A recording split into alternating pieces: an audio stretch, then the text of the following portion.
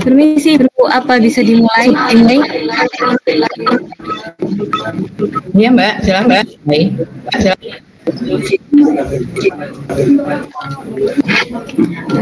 Assalamualaikum warahmatullahi wabarakatuh.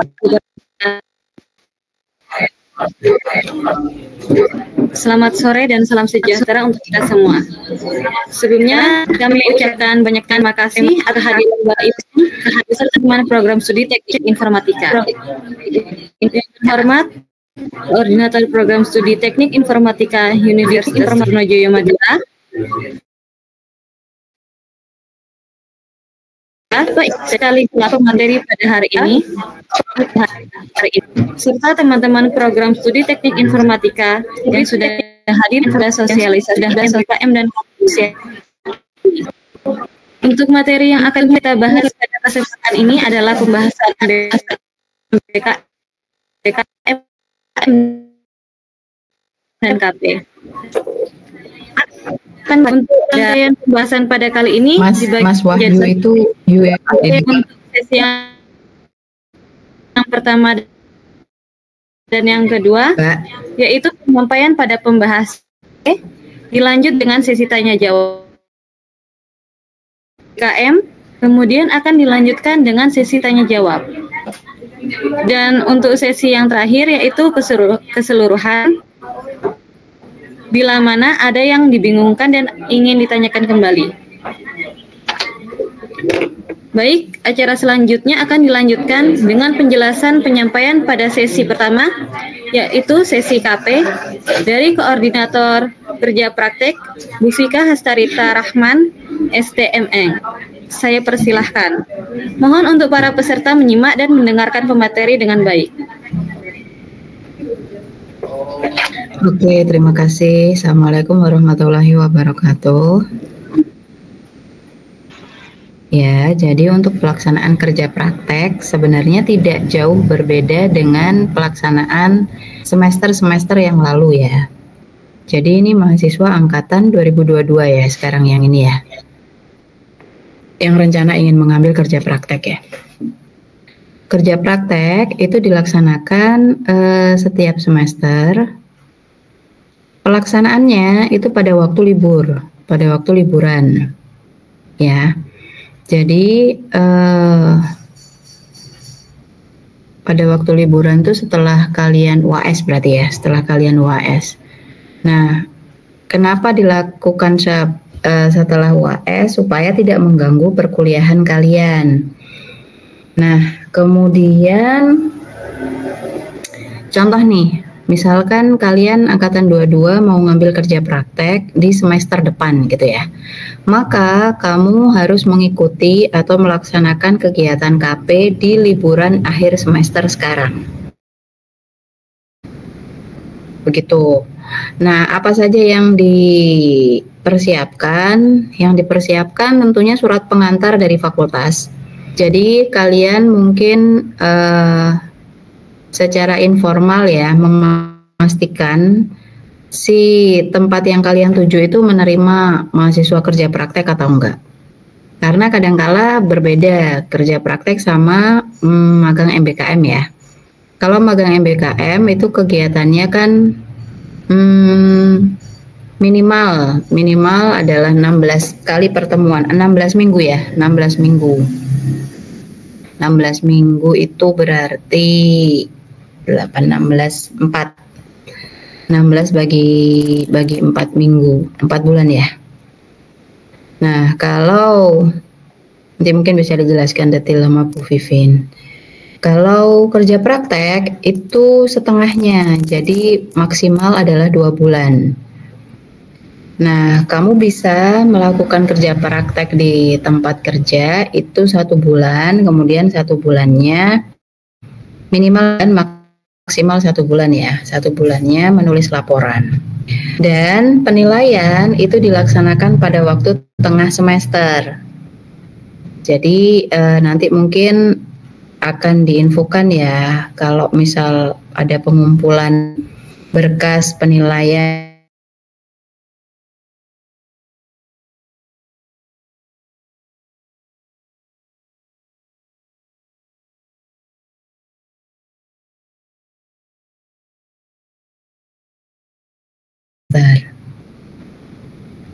Begitu. Jadi kegiatannya di semester depan, kamu kerja prakteknya di akhir semester, di waktu liburan semester ganjil sekarang ya. Nah, pastikan bahwa kalian sudah mengikuti UAS. Nah, setelah jadwal UAS kalian bisa langsung melaksanakan kerja praktek. Nah, kejadian yang kemarin itu kendalanya adalah mahasiswa bingung membuat surat pengantar pada saat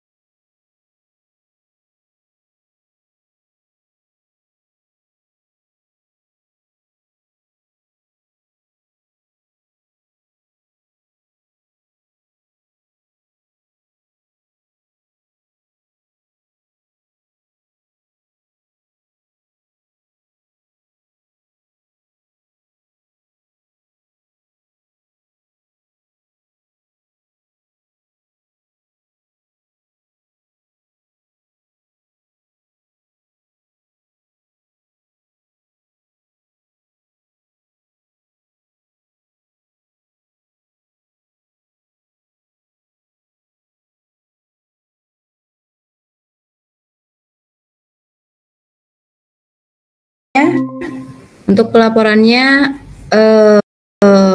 ada dokumen yang harus dikumpulkan ke ruang baca ya, kemudian berita acara juga harus diserahkan. Berita acara untuk pengujian ya, tentunya sudah ada penilaian juga. Nah, untuk penilaian berita acara itu diserahkannya ke Mbak Ocha bagian akademik. Gitu. Nah, sehingga untuk semester genap besok, kamu cukup mengentri KRS kerja praktek, tanpa harus mengulangi kembali untuk mengurus surat pengantar dan segala macamnya, karena kamu sudah melaksanakan kerja prakteknya. Gitu. Kemudian, apakah kerja praktek itu bisa disimpan? Bisa sebenarnya ya. Jadi kalau misal kalian semester depan nggak mau ngambil kerja praktek gitu, tapi untuk mengisi liburan saya mau ikut teman gitu untuk melakukan kerja praktek, apakah diperbolehkan? Boleh. Kamu confirm aja ke dosen walinya bahwa penilaiannya akan dimasukkan ke KRS semester, misal nih KRS semester ganjil tahun depan gitu ya. Nah itu boleh, tapi dokumennya itu kamu yang menyimpan. Jadi penilaian berita acaranya itu diserahkan ke Mbak Ocha pada saat semester aktif kamu mengambil KRS. Gitu. Gitu ya. Untuk kerja praktek. Nah, kemudian terkait kerja praktek itu kemarin ada model konversi ya sebenarnya ya. Jadi kerja praktek itu kan kalau di kurikulum dia masuk mata kuliah pilihan sebenarnya. Nah, tapi kalian harus mengambil ketika kalian tidak memasukkan KP di dalam konversi MBKM.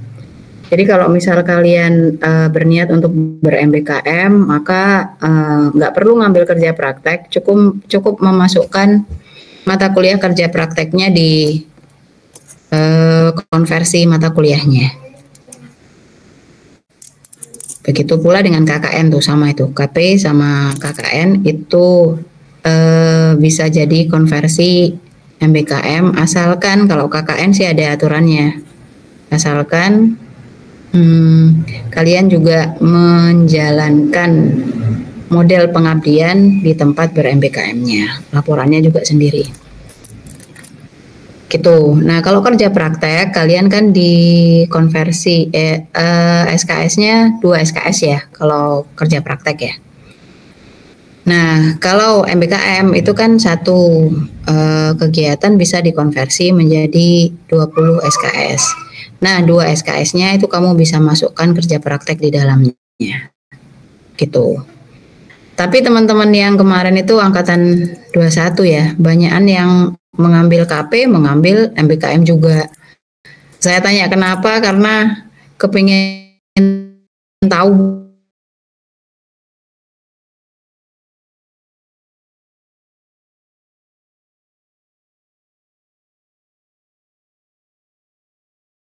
dalam MBKM, maka kamu tetap harus mengikuti kerja praktek. Meskipun di situ tertulisnya adalah mata kuliah pilihan.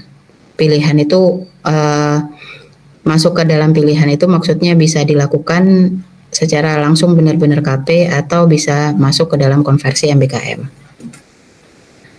Begitu. Itu alurnya. Mbak, mungkin itu aja pengantar dari saya untuk KP ya. Mungkin lebih banyak diskusi nanti ya. Baik, untuk sesi selanjutnya yakni sesi tanya jawab mengenai kerja praktek. Untuk waktu sesi jawab pembahasan yaitu 10 menit. Jadi teman-teman yang ingin bertanya silahkan raise hand terlebih dahulu. Baik, silahkan Mas Zainal Arifin.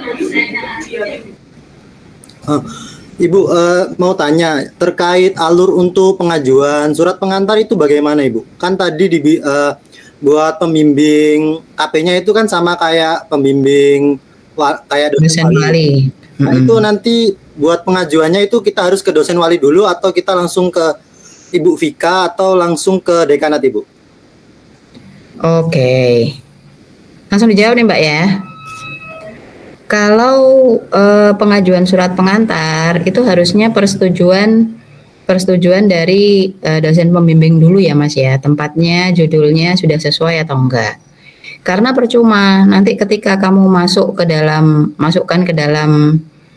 masukkan ke fakultas untuk membuat surat pengantar gitu ya. Surat pengantar itu dibuat, kemudian kamu ajukan ke tempat kerja praktek, tempat kerja prakteknya tidak menyetujui atau ada perubahan dari dosen wali atau dosen pembimbing tidak menyetujui gitu ya, maka harus ada balasan untuk tidak bisa menerima begitu. Jadi ada surat keluar, ada surat masuk juga dari tempat instansi. Nah, sehingga alangkah baiknya kamu konsul dulu ke dosen pembimbingnya, bilang mau ngambil topik kerja praktek apa, terus ke instansi mana. Kalau misalkan disetujui, baru nanti buat surat pengantar, tanda tangan saya kayaknya surat pengantarnya, baru ke fakultas ya, Mbak Ruli ya, untuk bisa membuat surat pengantar. Begitu Mas Zainal. Baik Ibu, terima kasih. Oke. Ya, ada yang lainnya? Silahkan yang ingin bertanya bisa raise hand. Oke. Baik, Kak Febriano.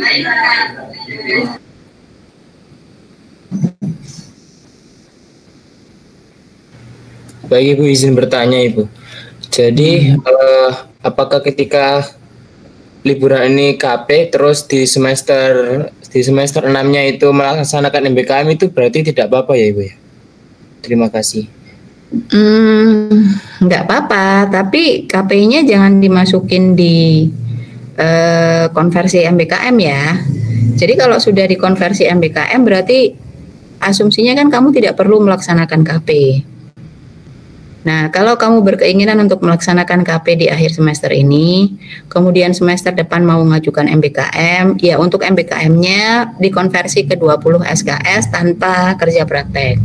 Kerja prakteknya tetap dilaksanakan, diselesaikan, tapi nilai dan juga berita acaranya itu dikumpulin pada waktu kamu ngentri KP di KRS. Ya, jadi mungkin Mas Febri nanti ngambil KP-nya atau ngentri KP-nya di semester ganjil depan gitu ya. Ya berarti kamu simpen tuh berita acaramu sama ininya, nilainya. Ya untuk nanti diserahkan ke Mbak Ocha. Tapi tetap harus diselesaikan untuk kerja prakteknya, Mas. Jangan ngikut kerja praktek aja, tapi habis gitu laporannya nggak dibuat gitu ya. Habis itu pas waktu mau ngumpulin nilai baru dibuat gitu. Nanti kamu lupa, nanti dosen walinya juga lupa. Ya.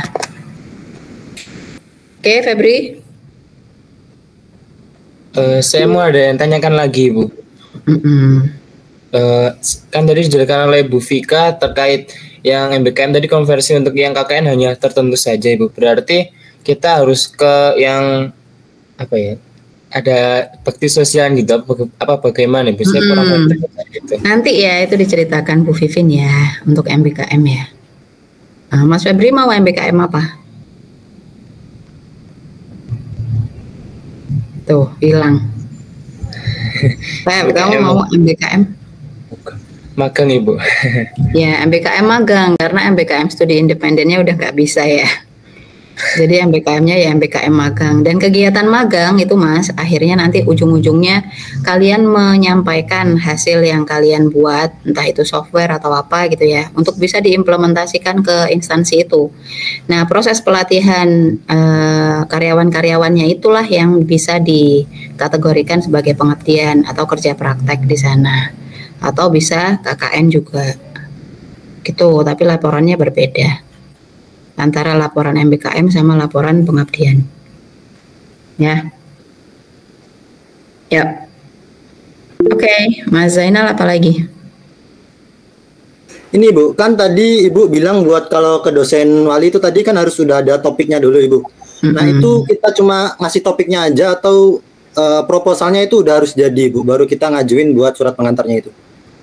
Oke, jadi sebenarnya tidak perlu proposalnya jadi dulu ya. Kalau ke dosen pembimbing cuman ngomong aja secara apa ya, komunikasi tanpa ini cuman izin aja ya. Misal saya mau pakai saya mau MBKM ke PT Natusi nih Pak, itu ya kaitannya sama topik yang mungkin saya ambil nanti buat absensi fingerprint online misalkan. Fingerprint online, fingerprint gitu ya, itu bisa atau enggak? Jadi cuma nanya gitu aja Mas Zainal, nggak apa-apa. Nah nanti untuk keberlanjutannya baru kalau oke silahkan dibuat proposalnya. Proposal itu diajukan dengan surat pengantarnya ke perusahaannya. Ya. Nah di dalam surat di dalam proposal itu pasti ada tanda tangan dosen pembimbingnya. Begitu. Baik Ibu, terima kasih. Iya. Tapi pastikan dulu ya.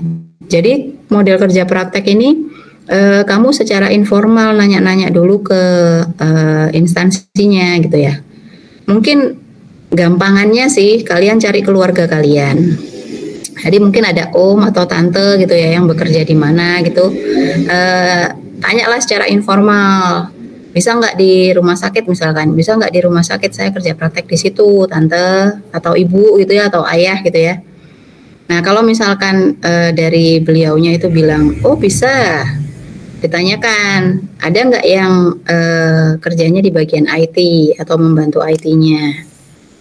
Nah kalau sudah pasti, mungkin kamu bisa main ke sana, ketemu sama yang bersangkutan, terus ngomong, atau melalui ibu aja atau saudara itu gitu ya, disampaikan ke pihak instansi terkait yang menerima mahasiswa kerja praktek. Soalnya pasti ada bagiannya tuh, di satu tempat itu pasti ada HRD atau apa gitu ya, yang bagiannya kaitannya sama menerima mahasiswa magang atau kerja praktek. Nah itu kalau misalkan bisa, baru nanti kalian komunikasi juga dengan dosennya. Tuh, soalnya kalau misal nggak ada jalur kerabat, itu kamu benar-benar agak lama ya untuk memperoleh jawabannya ya. Begitu Mas Zainal. Ya. Bu. Ya. Ada lagi?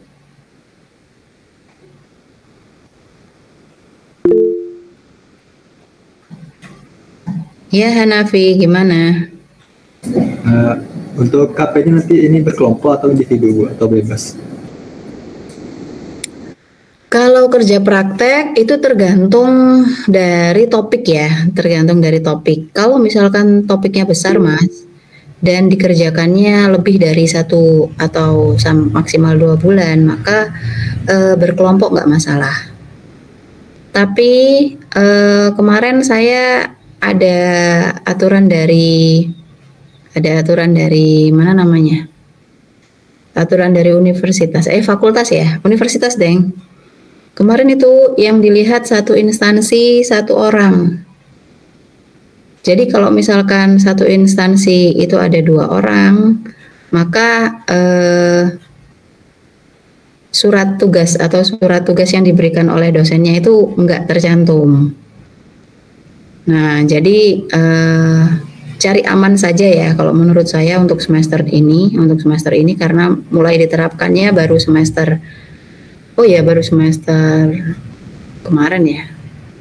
Pelaksanaannya kemarin, pelaporannya kan sekarang ya, baru sekarang dilaksanakannya dan saya baru tahu.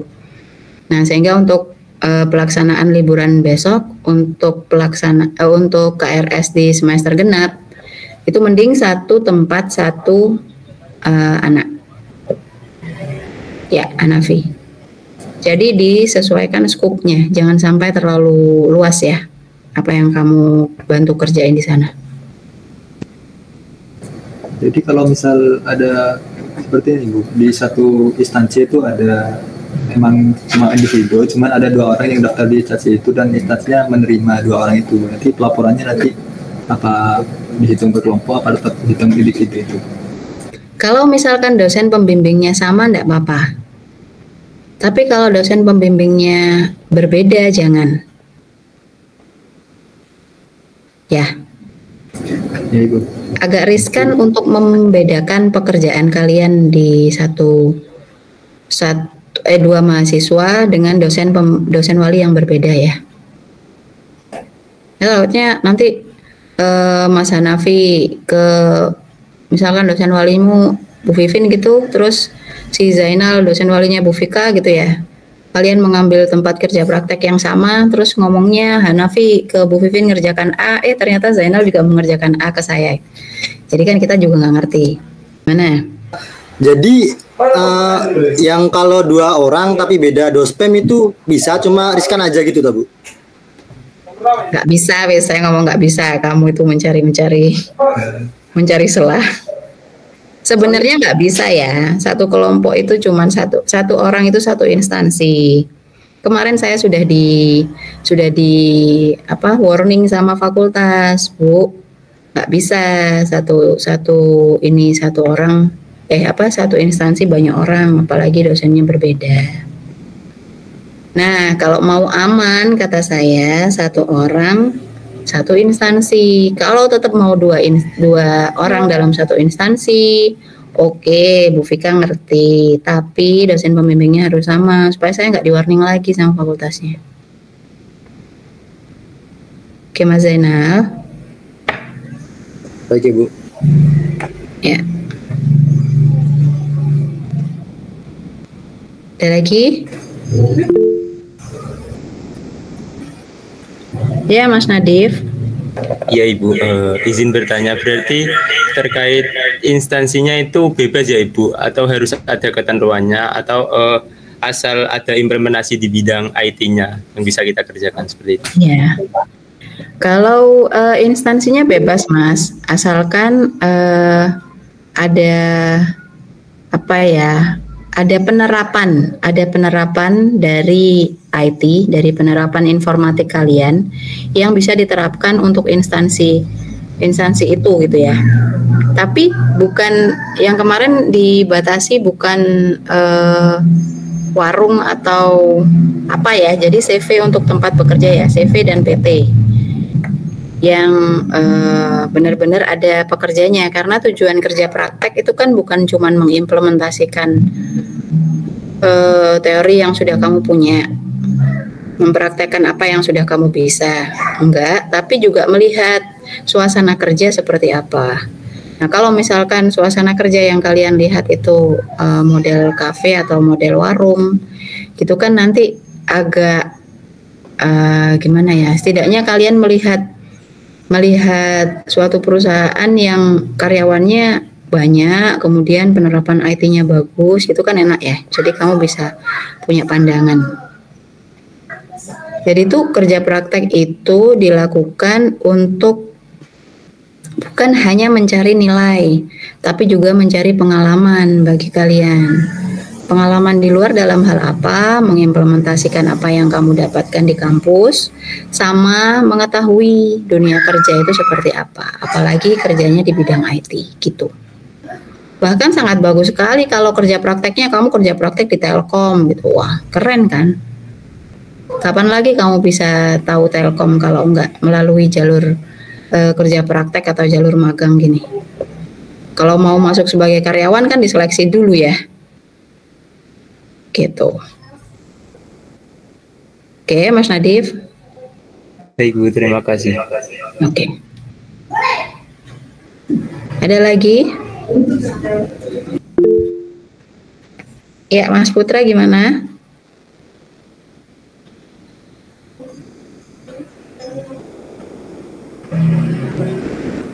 Nggak ada suaranya.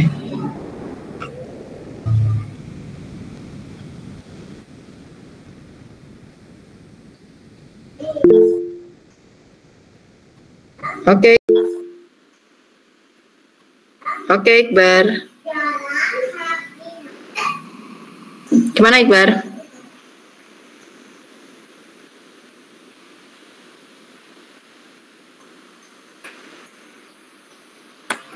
Kepencet paling ya. Mungkin jika ada yang ingin bertanya bisa dilanjutkan ke sesi terakhir nantinya. Izin bertanya Bu. Oh ya. Misalnya terkait Tania itu dimatikan dulu suaranya. Ya, gimana Mas Iqbar? Misalnya Bu, terkait untuk kerja praktek dalam suatu proyek itu diemban beberapa tim namun tidak selesai. Maksudnya bagaimana ya Bu untuk menanggapi hal itu?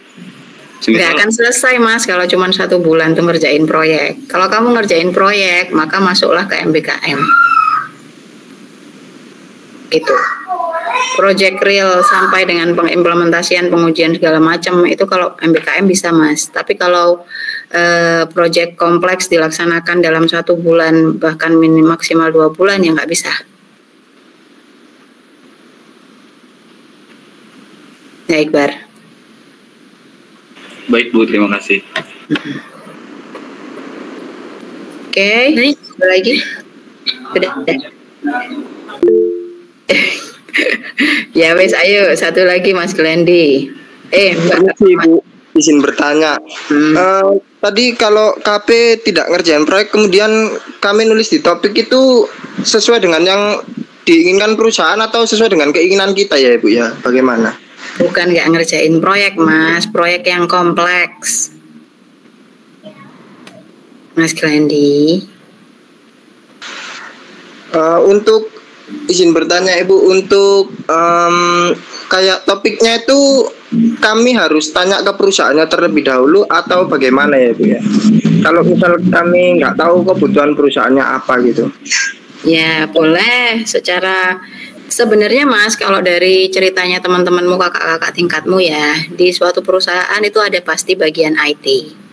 Bagian IT itu biasanya melaksanakan kegiatan untuk membangun sistem atau apa gitu ya.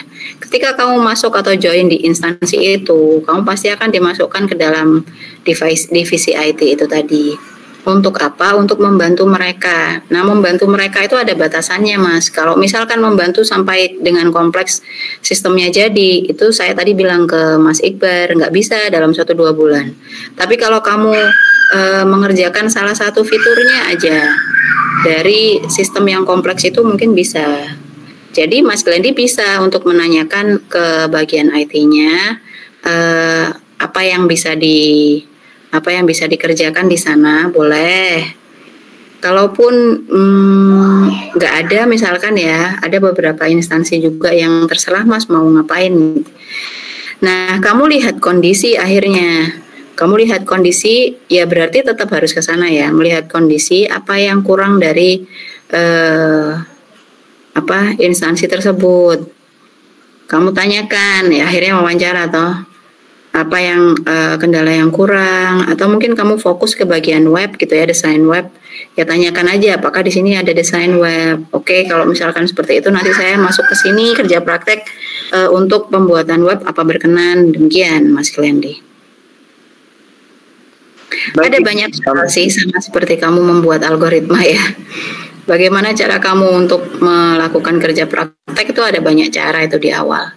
Kamu mau secara informal, kenal nggak kenal langsung datang ke tempatnya boleh, atau mencari relasi yang kayak tadi saya sebutin gitu juga boleh gitu ya. Nah, atau melalui teman mau join tim, asalkan satu dosen wali juga nggak masalah ya Mas Klendi. Baik Ibu, paham. Terima kasih Bu. Terima kasih. Oke Mbak Sonia, udah ya, nanti dilanjutin lagi ya. Baik, untuk sesi tanya jawab pada pembahasan KP saya tutup. Jika dari teman-teman masih ingin bertanya bisa ditanyakan pada sesi terakhir. Untuk acara selanjutnya akan dilanjutkan dengan penjelasan penyampaian pada sesi kedua, yaitu sesi MBKM dari koordinator MBKM Bu Vivin Ayu Mufaroh H, Eskom Mkom. Saya persilahkan. Mohon untuk para peserta menyimak dan mendengarkan pemateri dengan baik. Ya, baik. Terima kasih Mbak. Suara saya jelas? Jelas. Oke, baik. Mohon izin ketika saya ingin menyampaikan beberapa hal terkait MBKM. Izin share screen.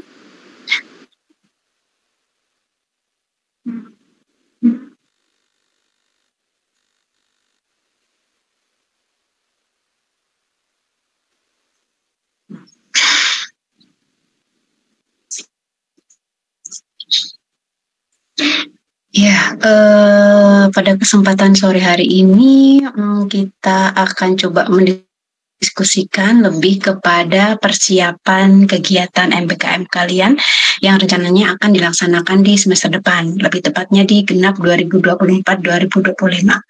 Harapannya penyampaian ini nantinya memberikan persiapan lebih mantap gitu ya bagi kalian, sekiranya apa saja yang perlu kalian lakukan sebelum melakukan MBKM, seperti itu. Oke, kalau lihat dari MBKM itu sebenarnya ada 8 bentuk kegiatan. Cuman yang sering sekali kalian dengar itu ada MBKM magang sama riset gitu. Nah, kenapa banyak ya? Dengan studi independen ya. Kenapa banyak? Karena lebih bisa dikatakan lebih masuk ke dalam bidang kita gitu. Yang banyak di magang sama studi independen gitu. Untuk yang lainnya bagaimana? Boleh silakan. Terbuka lebar bagi kalian milih 8 ini. Harapannya ini nggak jalan ini kalian dapat pengalaman. Slide-nya. Oh iya. Oke, sebentar. Oke, saya entire aja deh.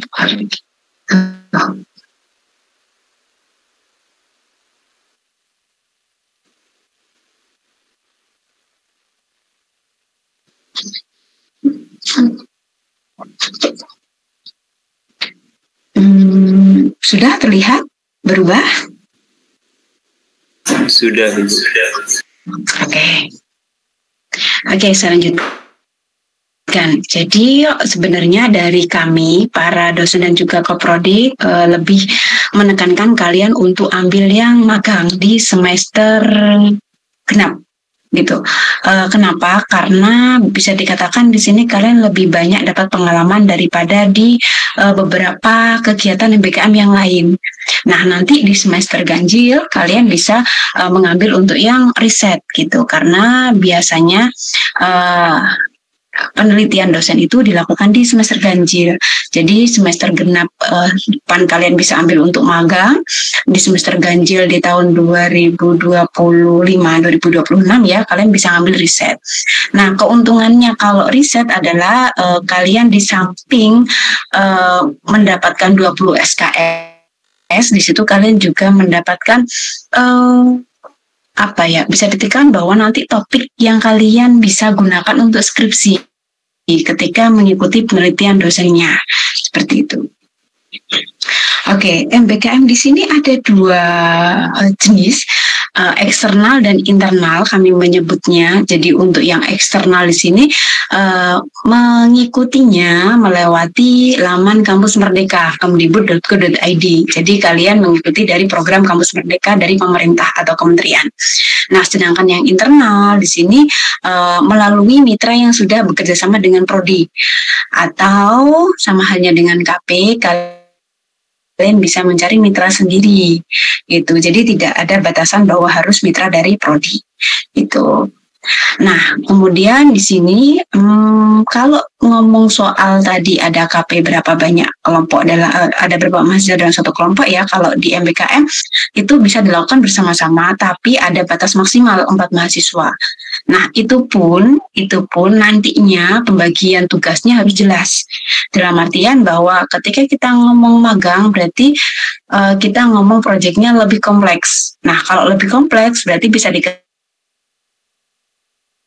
satu proyek sampai dengan 2 marahnya mahasiswa atau 3 pastinya seperti itu. Nah, untuk laporannya bagaimana? Tugas atau taksi yang dikerjakan pada proyek tersebut. Kemudian syarat MBKM. Nah, ini yang penting perlu kalian cermati ya. Kenapa? Karena ini berhubungan nantinya dengan masa studi kalian. Kalau kalian salah melangkah dalam artian ada beberapa hal yang kalian lewatkan dan tetap ingin ikut MBKM gitu ya, maka nanti bisa mempengaruhi di masa studi. Contohnya, di sini ada syarat minimal semester 6. Kenapa? Harapannya adalah kalian sudah menempuh keseluruhan mata kuliah wajib. Jadi tidak ada tanggungan lagi kalian untuk punya mata kuliah wajib yang belum lulus gitu. Hingga ketika ikut MBKM, kalian sudah menyelesaikan 2 kali MBKM, anggapannya adalah 90 SKS ditambah dengan 2 kali MBKM 40. Nah, di situ nanti cukup untuk kalian nanti mengambil skripsi. Gitu. Nah, kemudian IPK minimal di sini adalah 3. Lama kegiatannya berbeda dengan KP, di sini 16 minggu minimal. Jadi minimal 4 bulan. Kenapa 4 bulan? Ini dianggapnya sama dengan perkuliahan. Kalau MBKM kan kalian nggak kuliah. Kalau kuliah kan kita punya sampai dengan pekan ke-16 atau 16 minggu ya, minggu ke-16. Nah, sama, sehingga MBKM pun juga lamanya disamakan dengan kuliah. Seperti itu. Nah, seandainya Bu, kalau seandainya nih saya lebih dari 16 minggu, ternyata dari perusahaan mintanya magangnya sampai dengan 5-6 bulan, boleh silakan. Jadi sesuai dengan kebutuhan di tempat magang atau tempat mitra. Seperti itu.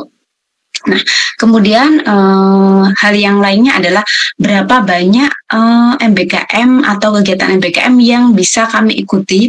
Kalian bisa mengikuti 2 MBKM di luar dan 1 MBKM di dalam. Contoh, kalau kalian ngomong MBKM magang dan lokasinya di luar, maka kalian dikatakan bahwa itu 1 kali di luar. Sehingga kalau hitungannya nanti semester depannya saya mau ikut MBKM riset Bu di dalam kampus, maka itu MBKM internal. Tuh. Jadi kalian bisa di semester genap ngambil MBKM di luar dengan magang, kemudian di semester ganjil kalian bisa ambil MBKM internal di MBKM riset dengan dosen peneliti, seperti itu. Kalau seandainya Bu mau nambah lagi, saya di semester depannya lagi nih Bu, semester ganjil 2005-2026 gitu kan ya, karena masih pengen dapat pengalaman gitu ya. Selama disetujui oleh DPA dan Koprodi silahkan, tapi kalian harus mengambil yang jenis MBKM-nya yang di luar. Karena MBKM internal hanya boleh 1 kali. Nah, kemudian di sini mendapatkan hak maksimal ya. Kalian tidak boleh lebih dari 20. Jadi maksimal adalah 20 SKS konversinya. Kemudian ada beberapa tahap dalam MBKM, ada 4. yakni yang pertama pendaftaran dan seleksi, yang kedua adalah nanti ada MK konversi, yang ketiga adalah tahap pelaksanaan, yang terakhir adalah evaluasi dan penilaian. Kita bahas yang pendaftaran dan seleksi dulu. Nah, kalau kita ngomong pendaftaran dan seleksi, maka kita ngomong awal mula nih bagaimana Bu ketika saya mau MBKM. Nah, maka kalian harus menyiapkan yang namanya mengisi surat pendaftaran kegiatan MBKM. Seperti apa suratnya nanti akan Ibu berikan atau kasih tahu. Nah, setelah kalian isi, kemudian kalian menyerahkannya ke dosen wali, disertai dengan transkrip nilai. Kenapa harus ada transkrip nilai? Karena nantinya akan divalidasi oleh DPA sesuai dengan syarat. Jadi di dalam surat pendaftaran itu nanti ada beberapa hal yang berhubungan dengan syarat yang tadi saya sampaikan di awal. Ketika nanti dosen pembimbing akademiknya atau dosen walinya setuju, maka selanjutnya nanti kalian mendapat membawa suratnya untuk ke Koprodi untuk disetujui. Kalau tidak bagaimana Bu? Ya silahkan nanti kalian mengikuti kuliah reguler. Nah, oke, kita lanjut. Ketika sudah disetujui sama dosen wali, kemudian ke Koprodi dan sudah disetujui, maka selanjutnya adalah nanti akan kalian mendapatkan suatu surat pengantar. Kalau sekarang ini surat pengantarnya harus kalian isi sendiri, gitu. Nah, ketika sudah dapat surat pengantar itu untuk apa? Ini contohnya kayak surat pengantar KP. Jadi kalau kalian mau magang di luar nih, kalian perlu surat pengantar untuk melakukan kegiatan MBKM magang, gitu. Nah, ini ada dua versi. Ada ketika surat pengantarnya sudah jadi mau dibawa untuk upload pendaftaran kampus merdeka, atau mau diserahkan ke mitra untuk dilakukan pengantar terkait kalian kegiatan magangnya. Nah, kalau lolos, maka kalian nanti akan melakukan konversi mata kuliah. Ini untuk formulir atau surat pendaftarannya yang perlu kalian isi. Jadi ada data diri, kontak darurat, informasi akademik. Nah, di informasi akademik ini ada beberapa poin, contoh ada di poin ke-4 sama 5. Mohon maaf pada typo. Poin 4 sama 5 yakni total SKS lulus dan IPK. Gitu. Jadi di situ kan harus menampilkan atau menuliskan berapa SKS lulus, tadi saya katakan minimal 90 ya. Kemudian IPK-nya di sini adalah IPK 3,00 minimal, sehingga kalian harus di atas itu. Nah, kemudian yang selanjutnya ada informasi pendaftaran MBKM, kemudian skema MBKM-nya apa, dan beberapa persyaratan. Nah, ini ada persyaratan yang lainnya. Minimal lulus, minimal semester, dan seterusnya yang nantinya ini akan dicentang atau divalidasi oleh dosen walinya. Seperti itu. Nah, kemudian ini adalah untuk surat pengantar MBKM magang yang kalian serahkan nantinya ke bagian dekanat untuk diterbitkan surat pengantar yang kalian bawa nanti ke mitra.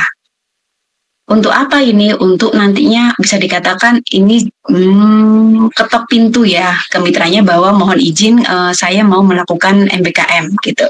Nah, mereka mengizinkan atau tidak? Kalau mengizinkan berarti ada surat balasan. Nantinya surat pengantar dan surat balasan silahkan dikirimkan ke Bu Vivin dan juga nanti di-upload di SIMBKM sebagai bukti penerimaan kalian untuk kegiatan MBKM. Seperti itu. Nah, kemudian kita ke tahap konversi MK. Tahap konversi MK ini kalian mendiskusikan dan menentukan MK konversi dengan, ini bukan Koprodi ya, tapi dengan dosen wali kalian masing-masing dengan membawa yang namanya kartu rencana studi sementara MBKM. Nah, jadi di sini di dalam kartu studi nanti kalian mengisikan informasi kalian, kemudian di sini ada mata kuliah konversi. Nah, harapannya di sini adalah kalian membawanya dalam bentuk entah masih kosong kemudian kalian tulis sendiri gitu ya nanti hasil diskusi, atau kalian coba usulkan dan kemudian nanti disetujui atau tidak oleh dosen walinya gitu. Nah, dari situ nanti akan disetujui yang pertama dari dosen pembimbing MBKM-nya dulu, baru nantinya akan disetujui oleh Koprodi. Untuk MK konversinya nanti bisa diakses di spreadsheet, jadi nanti silakan dicek ya. Nah, untuk MK konversi di sini mohon maaf, ini beda untuk jenis MBKM-nya, nanti beda juga untuk pengkodeannya. Jadi nanti silahkan dicek. Jika kalian ikut MBKM magang, berarti nanti MK konversinya berkode MP03 awalannya. Kalau kalian ikut riset berarti MP04 dan seterusnya. Oke, ketika sudah konversi, maka selanjutnya adalah tahap pelaksanaan. Tahap pelaksanaan di sini berarti kalian melakukan KRS. KRS-nya melalui mbkm-trunojoyo.ic.id. Jadi KRS untuk mahasiswa MBKM tidak lagi di Siakat, tapi melalui laman mbkm-trunojoyo.ic.id-nya. Nah, apa saja yang perlu kami lakukan? Nanti ada demonstrasi. Intinya yang kalian perlu persiapkan ketika melakukan KRS MBKM adalah yang pertama, form pendaftarannya, surat pengantar, dan juga surat balasan dari mitra yang nantinya perlu diupload. Kemudian MK konversi. Kenapa? Karena nanti perlu sebagai MBKM-nya. Bu, kalau seandainya saya bukan magang dan tidak ada surat pengantar dan balasan, berarti kalian hanya mengupload berupa surat pendaftaran atau formulir pendaftaran tadi. Gitu. Kemudian untuk evaluasi di sini, kalian harus membuat laporan. Nah, di dalam MBKM ini ada 2 laporan. Yang pertama adalah project report. Ini wajib bagi kalian yang MBKM karena ini pengganti untuk bisa dikatakan penilaian nanti dengan dosen walinya gitu. Nah, project report nantinya kalian silahkan cetak, kemudian lakukan penilaian dengan dosen wali, dan ketika sudah dapat tanda tangan pengasahan oleh dosen wali, silahkan nanti diberikan ke admin akademi. Kemudian laporan yang kedua di sini khusus untuk yang melakukan konversi MKKKN. Gitu. Jadi kalau saya nggak ambil konversi KKN, Bu, jadi nggak perlu bikin laporan ini. Tapi kalau kalian mengambil konversi KKN, silakan membuat laporan kegiatan pengabdian masyarakat. Kenapa perlu seperti itu? Karena istilah KKN kita kan bisa dikatakan di sini kegiatan yang berhubungan dengan masyarakat gitu ya, atau ada sosial kemasyarakatan kalau kata LPPM. Sehingga kalian wajib melakukan kegiatan, paling tidak ada suatu sosialisasi atau pelatihan atau hal apapun yang berhubungan dengan masyarakat untuk dimasukkan ke dalam laporan kegiatan pengabdian masyarakat itu sendiri. Nah, proses konversi nilai mitra ke nilai MK konversi itu dilakukan oleh dosen pembimbing. Jadi nanti ketika kalian mau penilaian ke dosen walinya, hal yang perlu dibawa adalah pertama laporan, yang kedua nilai konversi dari mitra, yang ketiga adalah form untuk nilai MK konversi yang disediakan oleh fakultas. Seperti itu.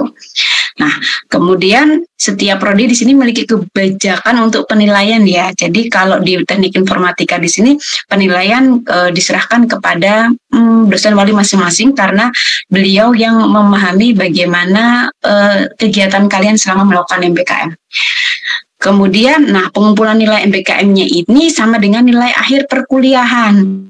Jadi kalau seandainya kuliah kita 4 bulan biasanya ya, kemudian nanti ada pengumpulan nilai setelah itu. Nah, bagaimana Bu dengan kami yang magang atau MBKM kegiatannya itu sampai dengan 5 bulan atau 6 bulan? Maka nanti kalian minta yang namanya nilai sementara dari mitra untuk dimasukkan sebagai syarat MK konversi untuk penilaian dari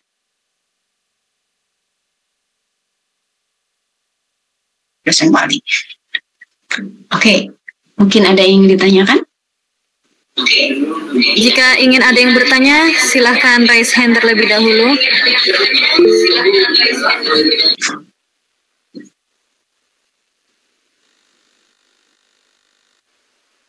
Mbak, ini ada timernya 4 menit lagi mati sepertinya ya.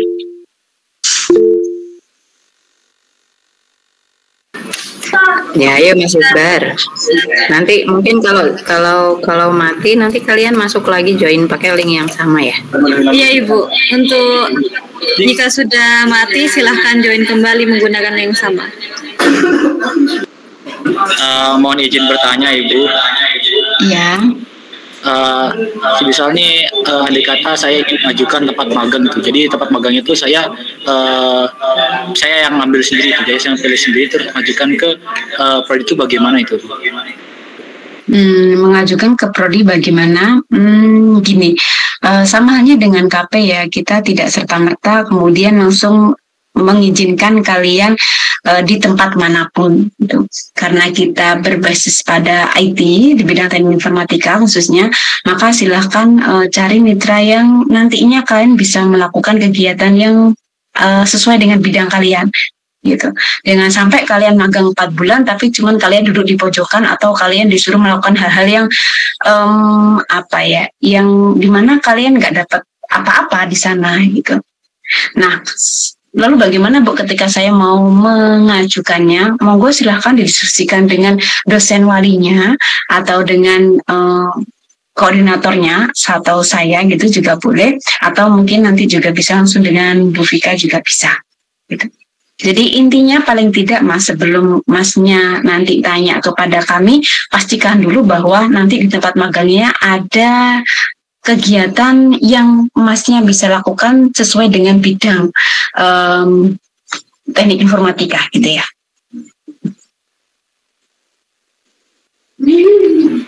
Oke Bu, terima kasih banyak ya atas jawabannya.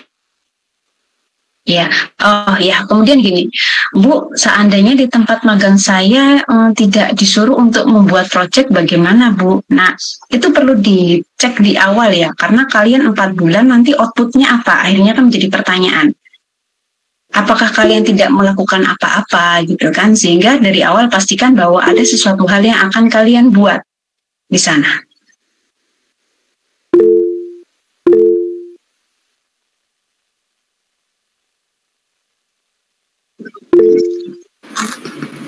Ya, gimana Iqbar? Mohon izin bertanya Ibu.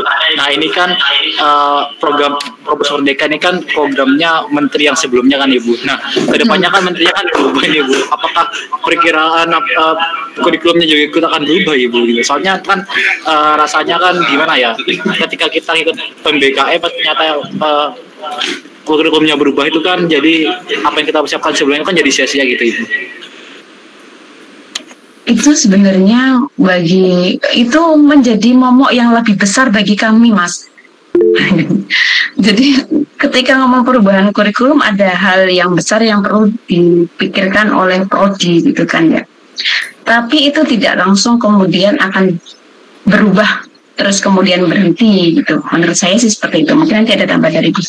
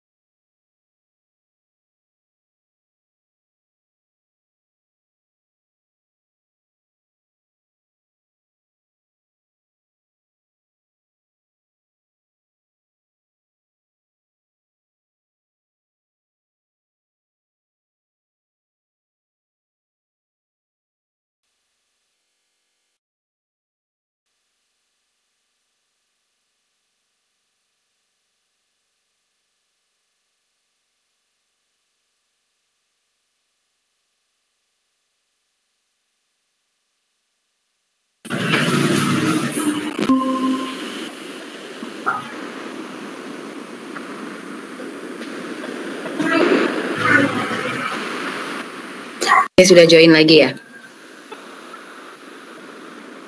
Jadi ini Mas Iqbar sudah masukkan. Mas Iqbar sebenarnya kita juga nggak ngerti perubahan kurikulum itu mau terjadi atau enggak. Dan itu bukan ranah kita ya untuk mengubah kurikulum atau enggak. Kemudian kalau misalkan kamu, ini kita sudah planning begini-begini, terus bagaimana kalau berubah? Ya sama aja. Kalau misalkan Prodi juga sudah buat MBKM ini pelaksanaannya udah lama ya Mas ya, tapi kita baru bisa melaksanakannya dengan rapi, artinya ada dokumen dan segala macamnya itu paling baru setahun setengah inilah, 2 tahun lah paling enggak ya. Dan itu mulai perubahan sampai sudah settle seperti ini terus diganti, ya kita juga bingung. Awal-awal juga bingung, dan itu konsekuensi kita ya sebagai apa ya? Sebagai pelaksana pendidik gitu ya. Kalaupun ada perubahan terkait sama kurikulum ya kita harus ngikutin gitu. Tapi selama tidak ada informasi apapun, ya monggo aturannya tetap bisa dilaksanakan. Itu Iqbar. Atau mungkin Iqbar bisa meramalkan gitu ya ke depan nanti mau kurikulum seperti apa gitu.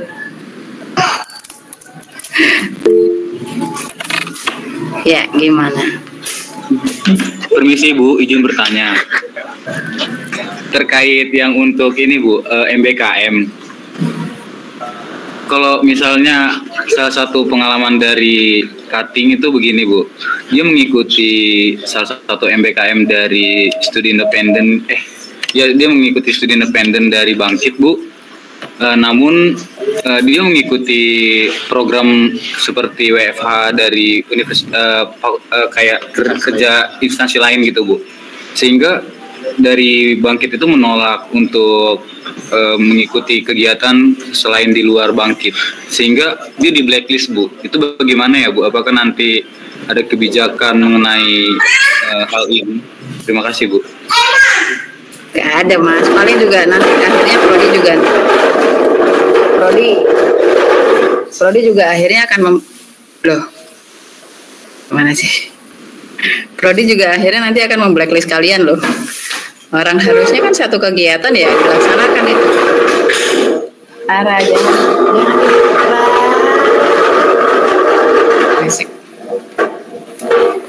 harusnya kalian kan komitmen di awal adalah mengikuti MBKM. Tapi kenapa ketika mengikuti MBKM mengikuti kegiatan yang lainnya? Begitu. Nah kalau misalkan ketahuan seperti itu, ya akhirnya kita juga malu Mas sama pihak yang ber-MBKM. Pernah kejadian waktu itu ada mahasiswa ber-MBKM ya. Kemudian dia kelompokan. Terus tiba-tiba kita diinfokan bahwa ada satu mahasiswa kita yang ber-MBKM di sana datang tapi tidak melaksanakan tugasnya. Itu yang malu siapa? Kan Prodi juga. Gitu. Sama halnya ketika kalau misal ada mahasiswa yang di blacklist gara-gara selain mengikuti kegiatan MBKM ternyata dia juga bekerja gitu ya. Nah kalau misalkan nggak ketahuan ya nggak masalah, tapi kalau ketahuan ya membuat kita malu juga Mas. Ya apalagi dengan konsep blacklist seperti itu ya akhirnya instansi melihat ya Trunojoyo seperti apa. Ke depan kalaupun kalian ada kaitan sama instansi tersebut mungkin nggak akan digubris juga. Begitu, Mas Iqbar. Jadi komitmen ya, kalau misal mau ngikuti MBKM ya udah ikuti MBKM-nya dengan baik. Karena kita juga nggak bisa ngamatin satu-satu kegiatan kalian sih. Ber? Baik, terima kasih Ibu. Oke, ayo Mas Andre. Permisi Bu, izin bertanya Bu. Semisal saya kan ada 2 MBKM Bu ya, eksternal sama internal. Misal saya keduanya nge-apply Bu ya, terus mungkin dua-duanya keterima itu gimana ya Bu ya? Pemilihannya kan takutnya kebagi satu gimana juga Bu. Sekian, terima kasih. Bu Vivin bisa kasih informasi? Vivin, mohon maaf Ibu, tetapi Bu Vivinnya belum join. Oh ya udah. Kejadian ini itu sebenarnya entahlah kenapa sih kalian itu selalu ingin apa ya, aturannya kalau misalkan kita apply-nya itu di satu tempat Mas. Ketika itu tidak disetujui maka maka boleh mengikuti atau mengapply MBKM yang lain. Nah, tadi kan ada dua, MBKM internal sama MBKM eksternal. MBKM eksternal itu kan kondisinya dia diseleksi ya. Jadi kamu masuk ke kampus Merdeka, kemudian nanti diseleksi.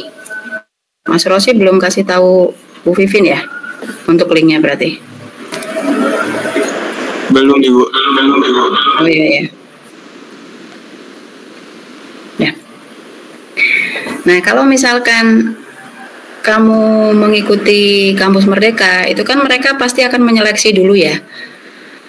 Nah, jadi belum tahu pasti diterima atau tidaknya. Tapi kalau internal itu kemungkinan keterima lebih besar, Mas, karena kamu sendiri yang mengapply, kemudian mereka menerima gitu ya. Apalagi kalau kita sudah punya kerjasama dengan banyak tempat sudah dilakukan.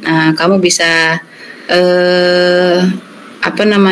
nge-play di tempat yang kita sudah melakukan kerjasama. Contohnya kayak Politeknik Penerbangan kemarin, kemudian ada lagi Natusi ya, software host Natusi, kemudian ada apa lagi saya lupa. Bu Vivin mungkin Dinas Koperasi. Oh ya, Dinas Koperasi, kemudian ada Balai Diklat PU ya. Nah, kemudian ada elektro apa gitu ya, saya lupa. Nah, jadi ada beberapa tempat dan kemungkinan tempat itu kalau misal kalian datangi, karena sejauh ini kuesionernya menunjukkan hal baik ya. Mereka menerima dengan baik kalau ada mahasiswa magang dari kita. Itu kan berarti sudah pasti diterima. Jadi kalau kamu mau daftar yang internal, nggak usah ikut yang eksternal. Kalau kamu ikut yang eksternal, ya sudah ikuti saja yang eksternal sampai dengan proses seleksinya selesai. Jangan mendaftar di dua tempat, eksternal dan internal, dengan harapan kalau eksternal yang nggak diterima, maka kamu ke internal. Gitu. Janganlah. Jadi masukinnya tetap di satu tempat. Kalau eksternal nggak diterima gimana, Bu? Ya udah ikut kuliah biasa. Akhirnya ikut kuliah reguler. Begitu, Mas Andre. Boleh tanya Bu, semisal jadi kalau internal kan kita sendiri yang ke sana Bu ya. Jadi kan otomatis kalau misal ya udah di-AC sama sananya, kita tinggal minta ke kampus Bu ya.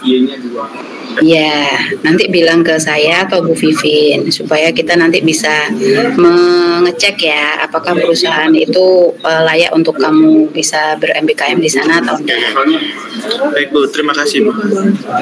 Kita juga akan datangi kok Mas perusahaannya Mas, karena kegiatan MBKM tanpa adanya kerjasama itu harusnya tidak boleh dilakukan. Tapi mungkin kesananya ketika kamu ber-MBKM ya pada waktu pelaksanaannya sekalian monitoring. Gitu. Terus kalau misalkan kamu mau nyari yang internal, sebenarnya kamu bisa ya browsing di internet gitu ya.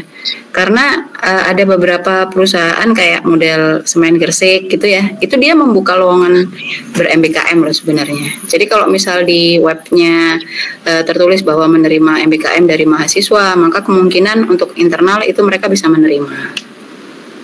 Tuh, cuman yang perlu dipastikan lagi ada IT-nya atau enggak gitu ya. Oke, ada lagi? Ya Mbak Nur. Izin bertanya Ibu, untuk yang KP tadi kan semisal diperbolehkan berkelompok, tapi dosen walinya harus sama. Nah, apakah di MBKM ini juga harus dengan dosen wali yang sama atau boleh berbeda Ibu? Kalau misalnya kelompoknya maksudnya. Iya. Oh, kalau kelompokan apa Mas? Mbak. Jadi kalau misal dalam suatu kelompok itu ternyata dosen walinya berbeda-beda, nggak masalah. Itu hanya untuk kerja praktek ya. Karena kalau ber-MBKM kita kan komunikasi juga dengan pihak perusahaannya ya. Jadi ada pembimbing lapangan yang di sana kan. Sebenarnya kerja praktek pun juga ada, cuman dalam skala singkat gitu kita agak susah untuk melihat ya. Nah, kalau ber-MBKM kan waktunya agak lama itu, sehingga kita bisa komunikasi dengan pembimbing lapangannya. Sampai kemarin saya dapat info bahwa mahasiswa saya tidak aktif itu pun juga dari pihak instansi kan melalui mereka-mereka itu gitu ya. Gitu Mbak Nur. Boleh silahkan kalau dalam satu kelompok tidak sama dosen pembimbingnya. Baik Ibu, terima kasih. Silahkan jika ingin ada yang bertanya mengenai MBKM.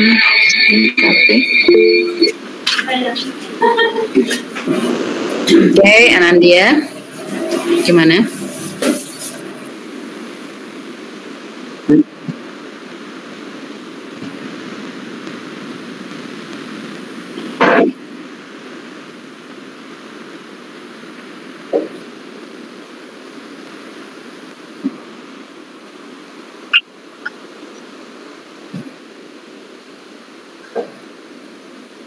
Ya, Bu Vivin, silahkan dijawab, Bu Vivin. Iya, untuk konversi KP sama Bakam itu bisa dikonversi secara bersama-sama. Kalian bisa cek di spreadsheet yang MK konversi ya. Di situ sudah ada konversi di setiap jenis MBKM-nya. Jadi ada beberapa yang nggak bisa dikonversi di KP atau KKMP gitu. Jadi nanti kalian cek aja. Tapi setahu saya untuk seperti yang magang itu sama riset itu bisa dikonversi KP sama KKN. Cuman yang studi independen itu hanya bisa dikonversi KP saja, nggak bisa untuk KKN. Seperti itu. Oke.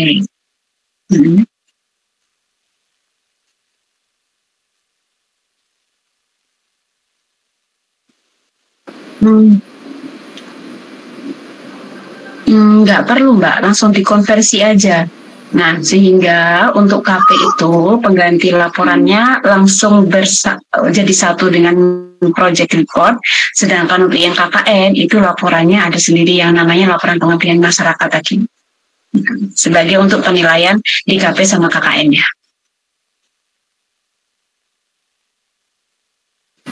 Ya, sudah paham Mbak Anandia? Oke. Jadi nggak perlu ngambil double-double ya. Kemudian sedikit tambahan, kalau kalian tetap memaksa ambil 2 MBKM ya, contoh daftar MBKM eksternal kampus Merdeka dan juga kalian mengajukan untuk MBKM internal prodi, ketika dua-duanya diterima, otomatis kami akan sedikit memaksa kalian untuk memilih yang MBKM prodi karena kita sudah terjalin ada surat menyurat ya secara formal gitu. Nggak mungkin kita langsung memutuskan bahwa tidak jadi untuk ber-MBKM.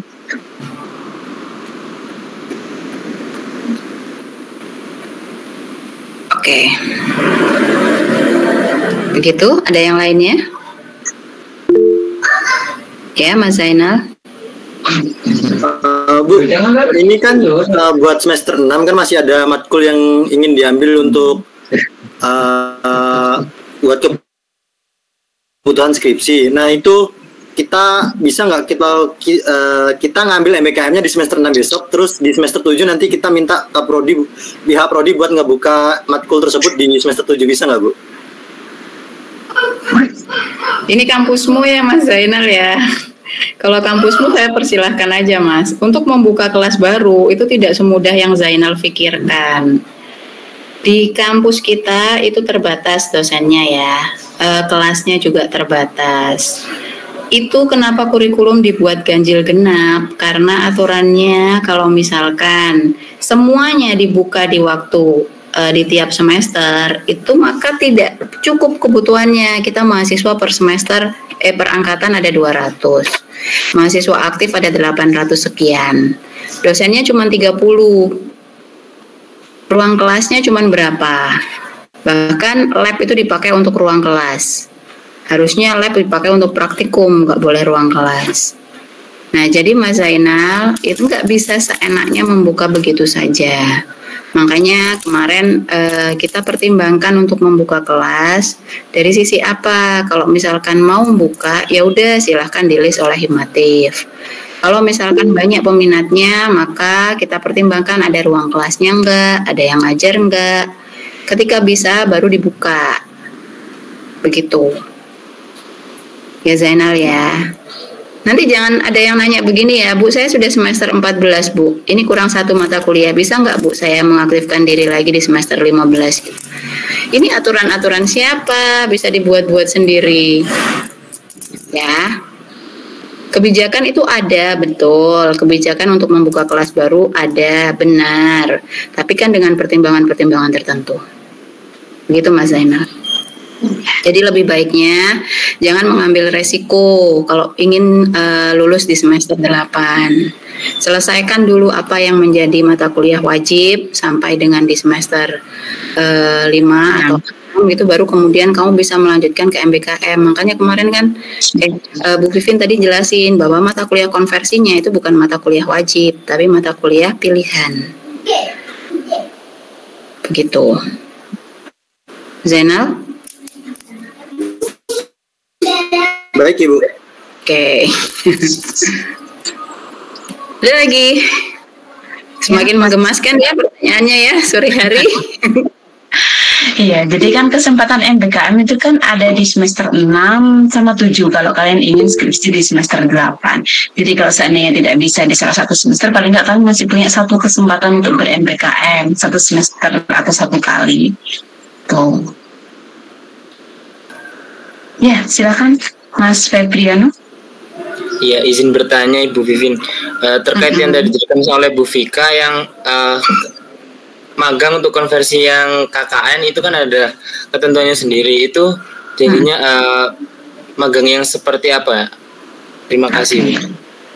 Ya, Mas Febriano ya, jadi gini, yang dikatakan Bu Vika maksudnya punya ketentuan sendiri untuk konversi KKN adalah tadi saya katakan ada laporannya sendiri. Jadi penilaian untuk konversi KKN berupa laporan kegiatan pengabdian masyarakat.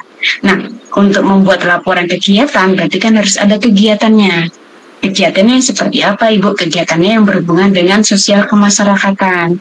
Kalau di kalian kemarin atau kakak tingkatnya kemarin melakukan sosialisasi, jadi gini, kakaknya kan bikin suatu software, contoh di PUPR nih gitu ya, nih PUPR bikin suatu sistem. Nah nanti di akhir kakak tingkatnya itu melakukan sosialisasi atau pelatihan kepada staf IT-nya atau beberapa pihak yang terlibat di dalam PUPR terkait sistemnya untuk hadir di suatu ruangan. Kakak tingkatnya menjelaskan, ada dokumentasi. Nah itu yang dikatakan sebagai sosialisasi atau pelatihan. Apa yang disosialisasikan? Yang disosialisasikan atau dilatihkan adalah sistem yang sudah dibuat. Baik Ibu, terima kasih.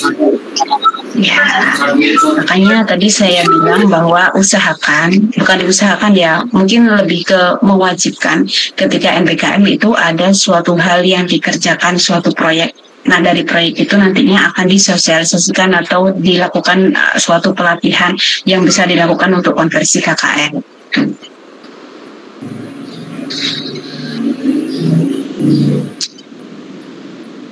Ya, jadi makanya magang itu sangat bisa sekali untuk dikonversi ke KKN ya.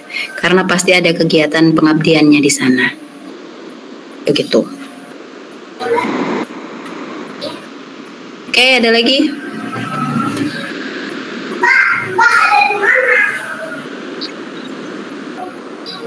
Sudah?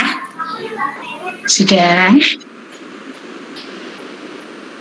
Teman-teman yang ingin bertanya silakan raise hand.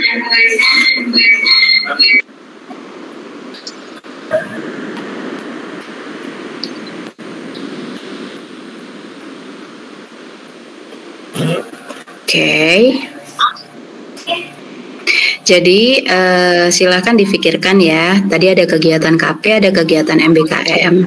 Kamu mau ikut KP-nya di akhir semester untuk semester depan atau mau berkegiatan MBKM saja. Sementara masih belum ada perubahan kurikulum, jadi masih tetap bisa dilaksanakan. Nah, kemudian MBKM-nya untuk semester depan silahkan difikirkan juga mau ngambil yang eksternal atau yang internal. Kalau eksternal kamu lihat website Kampus Merdeka untuk pembukaan lowongannya ya. Untuk pembukaannya kapan? Karena biasanya belum akhir eksternal pastikan di mana. Nah, kemudian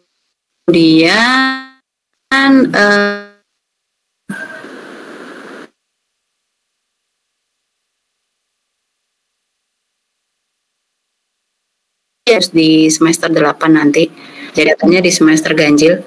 Jadi kalau misal sudah kelar semua tuh 130 berapa berarti? 144 dikurangi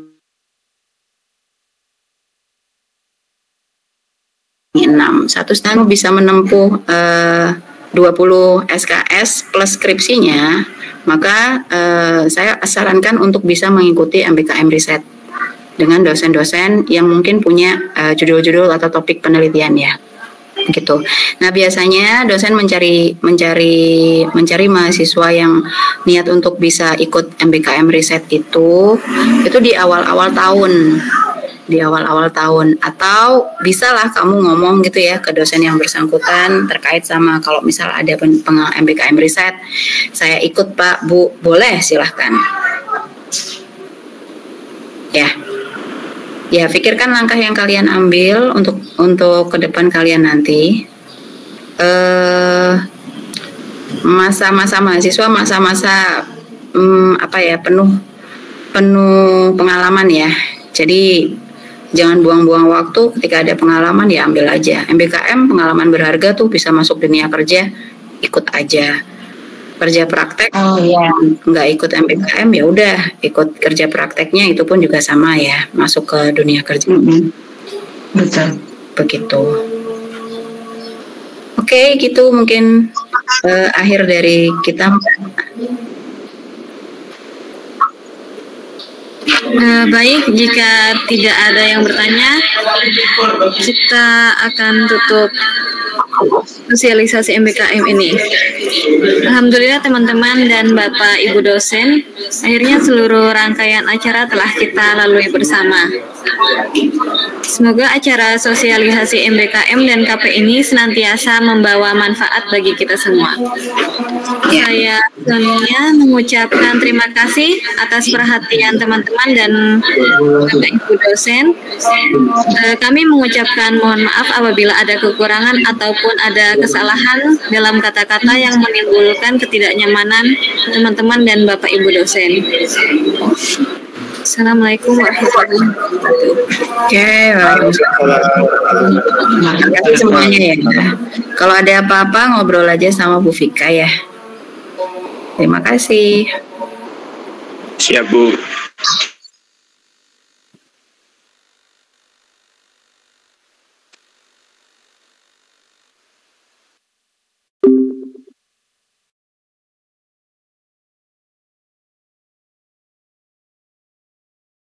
Thank you.